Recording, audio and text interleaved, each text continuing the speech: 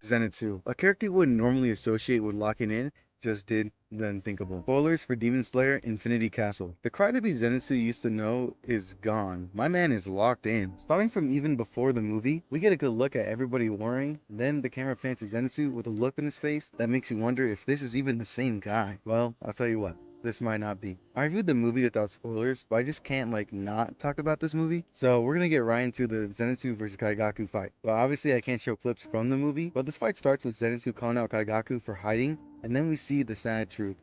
Kaigaku is an upper rank demon. Zenitsu then starts shit talking him in the most badass way possible, calling him a stopgap for the bottom tier of upper rank. Then we get the sad truth of what the letter said to Zenitsu. His mentor, no, more like his Gramps had passed away because one of his successors became a demon. But no, no, no, no.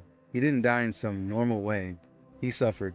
It was slow, and he was alone. A tragic death to anybody's life. Which Kagaku just laughs at and doesn't really seem to care. In fact, he was relieved that he had such an ending, all because he had a share being a successor. Zenitsu snaps and says, "If I'm trash, then you're garbage. I could only use the first breath, and you could use all but the first breath." Gramps died a miserable death because he wasn't even lucky enough to have a proper successor. Then they both draw blades at each other with a quick pause. We see that the only one who landed an attack was indeed Zenitsu, replying with "too slow, trash." Kagaku then acknowledges Zenitsu for his speed, even stating that he's moving like a completely different person. We then see the two clash once more, Kagaku using 5 straight attacks with just one movement. We then see Kagaku spamming attacks, with Zenitsu looking like he's still holding back, just taking these attacks from Kagaku that burn and spread into your skin. Zenitsu then thinks back on why Kaigaku can't be happy.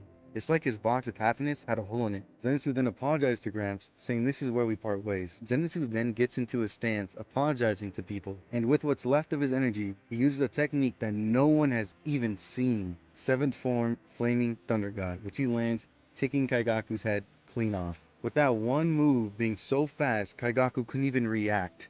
Kaigaku's enraged that Gramp was keeping favorites all along, until it's revealed that Zenitsu came up with this form on his own.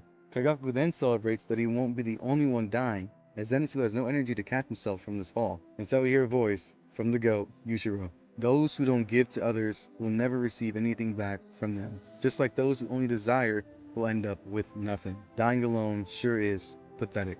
Yushiro then saves Zenitsu. We then see a flashback of Zenitsu talking to Gramps, thanking him for everything, breaking down in tears, because in his eyes, he was a terrible student. Then Gramps breaks into tears as well, saying, "You are my pride and joy."